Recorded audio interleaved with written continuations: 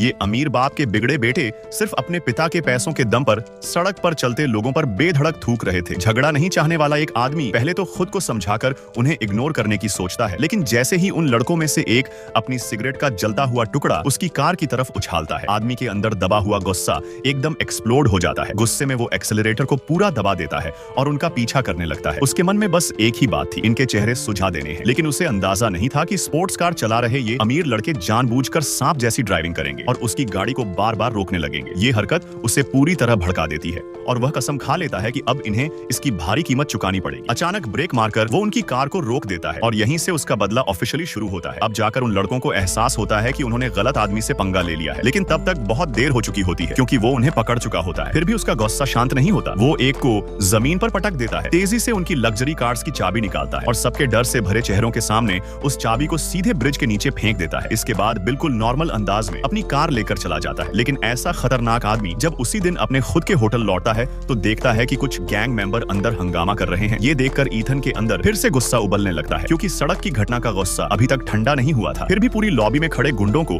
वो वहीं खत्म नहीं करता, बल्कि वह शांति से उन्हें गहराई से झुककर सलाम करता है और 3 सेकंड में यहाँ से रेंगते हुए निकल जाने की वार्निंग देता है। साफ है कि गैंग उसे हल्के में ले लेती है और यही देखकर ईथन का अगला कदम तय हो जाता है। कमरे का दरवाजा बंद होते ही उसके आदमी उन्हें सबक सिखाने लगे। तभी गैंग का लीडर भारी भरकम आदमी अचानक एक स्टील का चाकू निकालता है और ईथन की गर्दन पर हमला करने बढ़ता है, लेकिन उसने उसकी रफ्तार और फुर्ती को कम आंक लिया था। पल भर में ईथन ने पास पड़ी वाइन बॉटल उठाई और सीधा उसके सिर के पीछे दे मारी, मगर यही एक वार उसके लिए मुसीबत बन गया क्योंकि इन गुंडों का बॉस इलाके का बदनाम फाइटर था और जैसे ही उसे पता चला कि उसके आदमी को सरेआम पीटा गया है, वो गुस्से से आग बबूला हो गया और इज्जत पर बात आने के कारण अपने ही आदमी को मार डालने तक को तैयार हो गया। ईथन को उसकी ताकत दिखाने के लिए बॉस उसी रात अपने लोगों के साथ होटल पहुंचा और खुलेआम धमकी दी कि अभी माफी मांगो वरना पूरा होटल जला दिया जाएगा। लेकिन ईथन डरने वालों में से नहीं था। उसकी बेपरवाह एटीट्यूड देखकर बॉस ने गोली चलाने के बजाय एक ज्यादा क्रूल बदला सोच लिया। उसी रात जब ईथन सोने की तैयारी कर रहा था, उसे घर में कुछ गड़बड़ लगी। लाइट जलाते ही पीछे खड़े किलर्स दिखाई दिए। भागने की कोशिश नाकाम रही